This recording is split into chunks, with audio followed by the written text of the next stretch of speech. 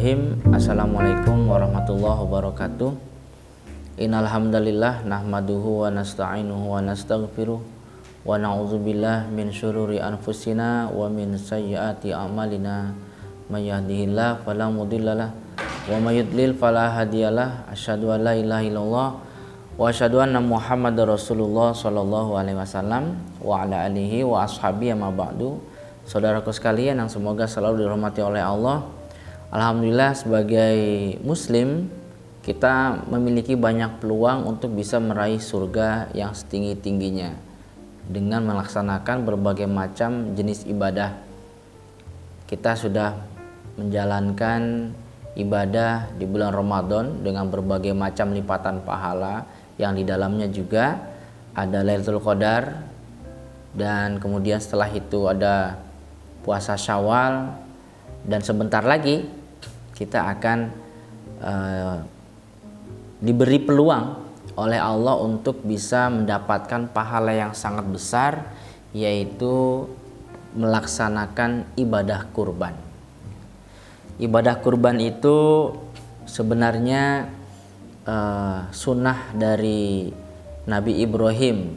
Jadi kalau dalam surat As-Saffat dijelaskan ayat 102, 103, 104 dan 105. A'udzubillahi minasyaitonir rajim. Falamma balagha ma'hu sa'ya qala ya bunayya inni ara fil manami anni azbahuka fanzur madza tara. Qala ya abatif al ma tu'mar satajiduni insyaallahu minas sabirin. Falamma aslama wa talahu lil jabin wa nadainahu ayya Ibrahim qad saddaqta ru'ya inna kadzalika najzil muhsinin. Jadi Nabi Ibrahim mendambakan putra atau anak, kemudian oleh Allah diberikan setelah penantian yang sangat lama. Begitu putra pertama lahir, yaitu Ismail dari ibu yang bernama Hajar, lalu Nabi Ibrahim diperintahkan oleh Allah untuk melaksanakan perintah agama, tugas agama, dan harus meninggalkan istri yang dicintai dan anak yang sangat disayangi yang sudah dinantikan lama sekali. Berat rasanya, dan kalau dilihat dipikir secara akal manusia, pikiran manusia, nurani manusia, itu sepertinya tidak berperi kemanusiaan, tapi karena ini perintah Allah pasti ada kebaikan di dalamnya. Akhirnya Nabi Ibrahim meninggalkan Ibu Hajar dan Nabi Ismail di padang pasir yang tidak ada tanaman, tidak ada mata air, panas, gersang. Tapi kemudian singkat cerita, sebab itulah akhirnya keluarlah air Zam-Zam. Ya, ceritanya panjang tapi saya singkat saja. Terus ada riwayat yang menjelaskan perpisahan itu terjadi kira-kira, ada yang bilang 14 tahun, ada yang mengatakan 25 tahun. Intinya kemudian Nabi Ismail tumbuh besar di situ karena ada sumur Zam-Zam. Lalu ibunya meninggal, Nabi Ismail kemudian menikah dengan para pendatang yang datang ke situ, yaitu orang-orang Jurhum, ya, orang-orang Jurhum. Kemudian menikah. Singkat cerita, karena istrinya itu tidak solih, Nabi Ibrahim selesai tugas pulang, ingin melihat atau bertemu dengan istri dan anaknya. Tapi Nabi Ibrahim sudah tahu istrinya sudah meninggal, hanya tersisa anaknya. Dan Nabi Ibrahim sudah tahu bahwa anaknya sudah menikah, sudah berumah tangga. Dan Nabi Ibrahim juga sudah tahu bahwa di tempat dia meninggalkan anaknya itu dan istrinya ada sumur Zam-Zam yang kemudian saat ini banyak orang yang tinggal di situ, rame orang-orang yang tinggal di situ. Begitu datang Nabi Ibrahim,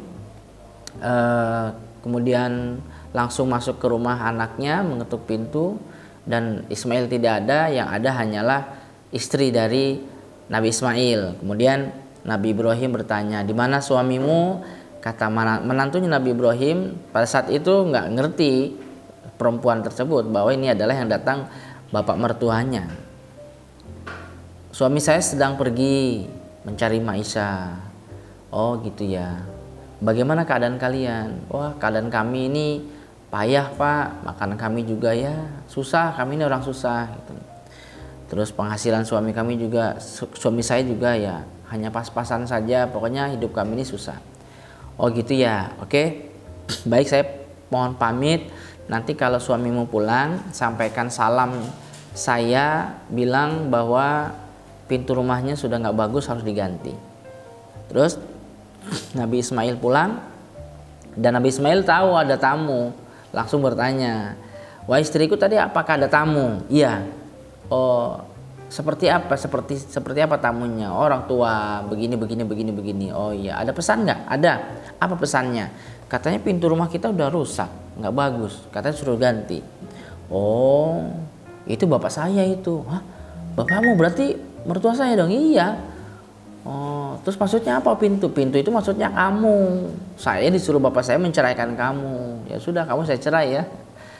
Jadi anak yang taat, ya diceraikan. Kemudian menikah lagi dengan seorang wanita dari suku Jurhum juga. Nabi Ibrahim datang lagi, bertamu seperti biasa atau seperti sebelumnya. Nabi Ismail sedang tidak ada. Kemudian sebelum berpesan, Nabi Ibrahim tanya bagaimana keadaan kehidupan kalian. Mereka bilang, si istrinya bilang, kehidupan kami ini alhamdulillah baik, bahagia, minum kami susu, makannya kami daging, padahal enggak. Ya, istrinya ini menutupi kekurangan keluarga, bukan aib ya, kekurangan keluarga. Jadi istrinya tidak ingin. Jadi istrinya Nabi Ismail yang kedua ini tipe wanita yang tidak ingin suaminya itu terlihat lemah di hadapan orang. Dia menjaga betul nama baik suaminya, apalagi terhadap orang yang tidak dikenal. Ini kan nggak kenal dia. Padahal saat itu diceritakan dalam sebuah riwayat, makannya mereka itu adalah gandum yang masih kotor, yang membersihkannya itu dengan ditiup, dan kadang-kadang karena belum ada alat tampah, dengan ditiup, kadang-kadang kotorannya masih ada bercampur di situ dan mereka makan. Sedemikian itu miskinnya, tapi dia sebagai istri tegar menjawab dengan tegas bahwa kehidupan mereka bahagia dengan senyum yang lebar. Terus Nabi Ibrahim bilang, saya pamit, sampaikan kepada suamimu pintu rumahnya sudah kokoh supaya dijaga. Nah, begitu Nabi Ismail pulang, sudah merasa ada tamu. Tadi beliau tanya, apakah tadi ada tamu? Iya, ada tamu wahai suamiku. Seperti apa cirinya? Begini. Ada pesan? Ada. Katanya pintu rumahnya sudah kokoh supaya dipertahankan. Oh, itu bapak saya. Pintu rumah itu adalah ya kamu. Kata bapak saya, kamu itu wanita yang soleha dan supaya dipertahankan. Oh, alhamdulillah. Nah, kemudian Nabi Ibrahim datang lagi, dan ini adalah kali pertama Nabi Ibrahim melihat wajah anak yang sudah dewasa. Dan bagi Ismail pertama kali melihat wajah bapaknya, karena ketika lahir kan langsung ditinggal kan. Bisa kita bayangkan bapak dan anak ya, sudah tahu itu bapak dan anak, tapi lama berpisah seperti apa coba? Ya, pelukan, ya kemudian ya layaknya anak dan bapak yang lama nggak ketemu ya, saling melepas rindu ya, berpelukan dengan erat. Wah, luar biasa. Dan tidak lama kemudian ternyata Allah memberikan perintah kepada Nabi Ibrahim lewat mimpi, yaitu mimpi bahwa Nabi Ibrahim disuruh menyembelih Nabi Ismail. Masya Allah nih. Jadi kata Nabi Ibrahim dalam surat As-Saffat ayat 102, ya bunaya ini arafil manam anni azbahuka fanzur maza tara. Wahai anakku, saya bermimpi. Mimpinya Rasul itu kan perintah ya. Di dalam mimpi saya melihat atau saya diperintah untuk menyembelih kamu. Nah, sekarang bagaimana pendapatmu? Dengan lantang dan percaya diri, Nabi Ismail bilang, wahai bapak, perintahkanlah apa yang engkau perintahkan, kerjakanlah apa yang engkau perintahkan kepada engkau. Saya siap, insya Allah saya sabar dan saya akan ikut menjalaninya. Akhirnya Nabi Ismail sudah siap berbaring dan Nabi Ibrahim sudah siap dengan goloknya. Ketika keduanya sudah sama-sama pasrah, Nabi Ismail sudah berbaring. Ketika mau disembelih Nabi Ismail, Allah memanggil, wa nadainahu ya Ibrahim, wahai Ibrahim, qad shadaqta ruya, kamu telah membenarkan impian. Maksudnya kamu telah membenarkan mimpi, kamu benar-benar melaksanakan perintah. Ketika itu pula Nabi Ismail oleh Allah diganti dengan seekor kambing. Jadi Nabi Ismail sudah langsung berdiri di samping bapaknya, yang ada di berbaring itu adalah berubah menjadi domba yang besar, kemudian yang disembelih adalah domba itu. Dari situ kita bisa lihat bahwa kurban itu berbicara tentang ketakwaan. Kalau Nabi Ibrahim tidak memiliki ketakwaan, maka gak akan mungkin Nabi Ibrahim mau melaksanakan itu. Bapak yang sangat sayang pada anaknya, bapak gak sayang sama anaknya aja, suruh nyembelih gak mau. Ini bapak yang sangat sayang dengan anaknya dan anak yang sangat sayang dengan bapaknya yang lama berpisah dan sama-sama Rasul, ini disuruh nyembelih. Kalau bukan atas dasar ketakwaan yang tinggi, nggak mungkin itu bisa terlaksana. Jadi intinya dalam kita melaksanakan ibadah kurban ini yang dibutuhkan adalah ketakwaannya, bukan pamer-pameran bahwa kita ini bisa melaksanakan kurban, main gede-gedean kurban, tidak. Pernah seorang sahabat itu bertanya, ada dalam hadis Ibnu Majah, an Zaid bin Arqam qala ashabu Rasulillah sallallahu alaihi wasallam, ya Rasulullah ma hadzil adhi. Kata sahabat, Nabi, ibadah kurban ini maksudnya bagaimana ya? Terus kata Nabi, sunnatu abikum Ibrahim. Oh, ini adalah sunnahnya bapak kita, sunnahnya bapak kalian, yaitu Nabi Ibrahim. Oh, jadi ini asal mulanya dari Nabi Ibrahim. Iya. Qalu famalana fiha ya Rasulullah. Lah terus untuk kita apa dapatnya kalau kita melaksanakan sunnah Nabi Ibrahim, melaksanakan ibadah kurban, menyembelih kambing, sapi atau onta? Kata Nabi, bikulli sya'aratin hasanah. Setiap satu helai rambut atau bulu hewan kurban itu ditulis kebaikan. Kita tahu kalau satu kebaikan dikalikan 10. Sampai sahabat bertanya, fasufi ya Rasulullah, kalau bulu yang halus yang baru tumbuh itu apakah ditulis juga kebaikan? Terus Nabi menjawab, bikulli sya'aratin minasuf hasanah. Iya, termasuk bulu yang halus itu juga ditulis kebaikan. Jadi karena kurban itu yang diambil oleh Allah adalah ketakwaan dari hambanya, maka ketika kita melaksanakan ibadah kurban harus dilandasi atas dasar takwa. Seperti yang dijelaskan juga dalam surat Al-Hajj ayat 36-37. A'udzubillahi minasyaitonirrajim. Wal budna ja'alnaha lakum min sya'airillah. Lakum fiha khair. Fadhkuru smallahi 'alaiha shawaf. Fa iza wajabat junubuha fakulu minha wa at'imu al-qani awal mu'tar. Kadzalika sakharnaha lakum la'alakum tashkurun. Jadi onta kami jadikan untuk kalian merupakan tanda-tanda kebesaran Allah. Di dalam onta itu banyak kebaikan untuk kalian. Sebutlah nama Allah ketika kalian menyembelih onta tersebut dengan keadaan ontanya berdiri. Ketika sudah roboh onta tersebut, maksudnya sudah mati, silahkan dimakan dagingnya. Ayat ini juga menunjukkan bahwa orang yang berkurban itu boleh makan daging kurbannya. Kalau di hadis itu dijelaskan maksimal sepertiga ya, sepertiga dari hewan yang dikurbankan itu sepertiganya boleh dimakan. Lalu fakulu minha wa atimul qani awal mu'tar, dan berikanlah kepada orang lain, baik orang itu minta ataupun tidak minta. Seperti itulah kami Allah menundukkan onta untuk kalian agar kalian bersyukur. Nah, ayat yang 37-nya ini jelaskan bahwa la yanalallaha luhumuha wala dimauha walakin yanaluhut taqwa minkum kadzalika sakhkharaha lakum litukabbirullaha ala ma hadakum wa basyiril muhsinin. Tidaklah sampai kepada Allah daging dan darahnya unta. Artinya memang ketika seorang hamba melaksanakan ibadah kurban, Allah sangat nggak butuh. Allah sangat tidak butuh dagingnya, darahnya, buat apa? Sangat nggak butuh. Akan tetapi yang sampai adalah ketakwaan kalian.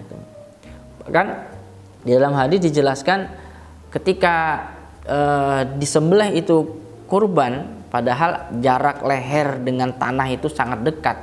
Sebelum darah itu sampai di tanah, turun di tanah, nyentuh tanah, pahala sudah diterima di sisi Allah. Luar biasa. Ini dahsyatnya ibadah kurban. Saking Allah cintanya, saking Allah senangnya, saking Allah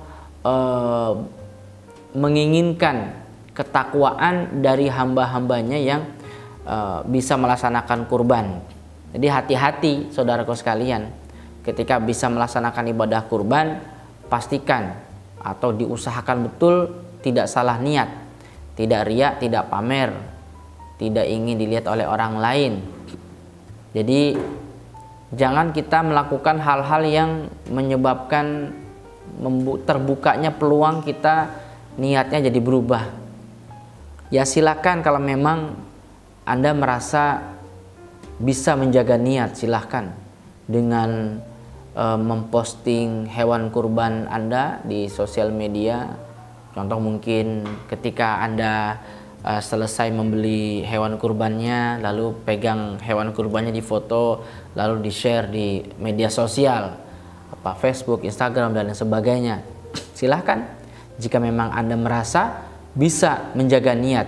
Tapi perlu diketahui bahwa iblis itu dan bala tentaranya sudah sangat berpengalaman menggelincirkan hamba Allah di dalam masalah niat. Kerjaannya mereka setiap saat, setiap waktu ya hanya satu, menyesatkan umat manusia, menggagalkan ibadah manusia. Bahkan yang tadinya sudah niat karena Allah digagalkan supaya berubah agar tidak niat karena Allah. Nah, dengan kita memperlihatkan di sosial media tentang ibadah kurban kita, itu khawatir kita ini makhluk lemah, makhluk biasa yang iblis selalu memantau dari segala macam arah untuk bisa menjatuhkan kita. Khawatirnya kita akhirnya lengah dan tergoda, terpengaruh bahwa iya ya, saya merasa bangga, akhirnya ujub bisa melaksanakan kurban. Di samping itu teman-teman saya banyak yang tidak melaksanakan kurban, berarti saya luar biasa saya ya. Apalagi ketika Anda memposting di sosial media terus dipuji oleh orang-orang, wah luar biasa ya, bisa kurban satu orang satu, wah hebat ya, terus kasih jempol dan lain sebagainya. Itu berbahaya sekali kalau buat saya ya.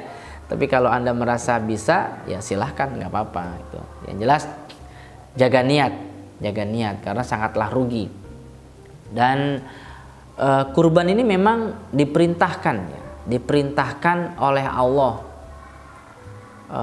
Tapi apakah hukumnya wajib? Tentang wajib atau tidaknya nanti kita lihat dari hadis-hadis atau ayat-ayat Al-Quran yang akan saya kemukakan ini. Di surat pendek yang sudah sangat terbiasa di telinga kita, surat Al-Kautsar. A'udzubillahi minasyaitonirrajim. Inna a'tainakal kautsar fasholli lirabbika wanhar inna syani'aka huwal abtar. Jadi di ayat yang kedua itu Allah perintah fasholli lirabbika wanhar. Salatlah engkau Muhammad, salat Idul Adha maksudnya, karena Tuhan kau setelah salat supaya menyembelih kurban. Jadi di situ ada kalimat perintah, fi'il amr, wanhar, dan menyembelihlah kurban. Berarti kurban, ibadah kurban itu harus dilakukan oleh setiap muslim, tentunya dengan kemampuannya masing-masing ya. Karena kurban itu umpama tidak mampu satu orang satu hewan, bisa patungan. Di zaman Nabi juga bisa patungan. Nanti tentang patungan kita akan bahas di pertemuan yang berikutnya. Tapi sekarang saya sedang menjelaskan bahwa kurban itu diperintahkan oleh Allah. Bahkan Rasulullah Shallallahu Alaihi Wasallam bersabda memperkuat ayat tersebut. Beliau mengatakan, ini dari Abu Hurairah dalam hadis Ibnu Majah, "Man kana lahu sa'atun wa lam yudhi fala yaqrabanna musallana." Barang siapa yang diberikan oleh Allah keluasan, artinya mampu berkurban, tapi dia tidak berkurban, maka jangan dekat-dekat dengan tempat sholat kami. Jadi Nabi males, Nabi enggan, Nabi nggak mau kalau ada orang yang pelit kepada dirinya sendiri masuk ke dalam tempat sholatnya Nabi. Ya nggak pantas lah. Allah sudah kasih dia keluasan harta yang harusnya dia bisa mendapatkan pahala yang sangat besar, saking besarnya pahala kurbannya. Nabi bilang orang yang bisa melaksanakan ibadah kurban itu melaksanakan ibadah yang sangat hebat, yang sangat pol. Terus ada sahabat mengatakan, bukankah jihad atau perang Nabi yang luar biasa, yang nomor satu? Kata Nabi, walal jihad, bukan jihad. Yang bisa menyamai pahala ibadah kurban ini adalah orang yang berperang dalam sabilillah, ya, jihad, membawa hartanya, membawa dirinya, diri otomatis. Lalu pulang tinggal nama. Oke, sekarang kita berpikir cerdas ya. Ini Allah siapkan pahala yang besar, bisa diraih dengan dua cara. Cara yang pertama, silakan Anda membeli hewan kurban dengan semaksimal kemampuan Anda, kemudian dikurbankan, bisa mendapatkan pahala itu. Atau silakan persiapkan diri Anda membawa senjata menuju medan perang, kemudian mati syahid di sana. Pilih mana? Untuk meraih pahala yang sama, cara A atau cara B? Saya yakin banyak dari kita memilih cara A, ya, lebih mudah. Kalau ada sesuatu cara yang lebih mudah untuk mendapatkan sesuatu yang luar biasa, kenapa tidak kita gunakan? Jadi karena saking luar biasanya pahalanya dan mudah untuk mendapatkannya sesuai dengan kemampuannya masing-masing, kalau ada orang oleh Allah sudah diberikan keluasan berkurban tapi tidak melaksanakannya, Nabi sangat enggan bertemu orang itu di masjidnya Nabi, di tempat sholatnya Nabi. Jangan masuk deh dia ke tempat sholat saya gitu. Jadi kesimpulannya bagaimana kira-kira? Iya, wajib sesuai dengan kemampuannya masing-masing. Ya, saudaraku, jadi dari sekarang berusaha karena waktunya masih lumayan panjang, dan berdoa kepada Allah, minta diberikan qadar baik, diberikan keluasan harta untuk bisa melaksanakan ibadah kurban dengan maksimal. Paling tidak 1 ekor kambing untuk 1 keluarga. Semoga Allah menjadikan kita dan keluarga di Idul Adha tahun ini termasuk orang-orang yang memiliki ketakwaan yang tinggi dan bisa mewujudkannya dengan melaksanakan ibadah kurban. Demikian, semoga bermanfaat. Akhir kalam, Assalamualaikum warahmatullahi wabarakatuh.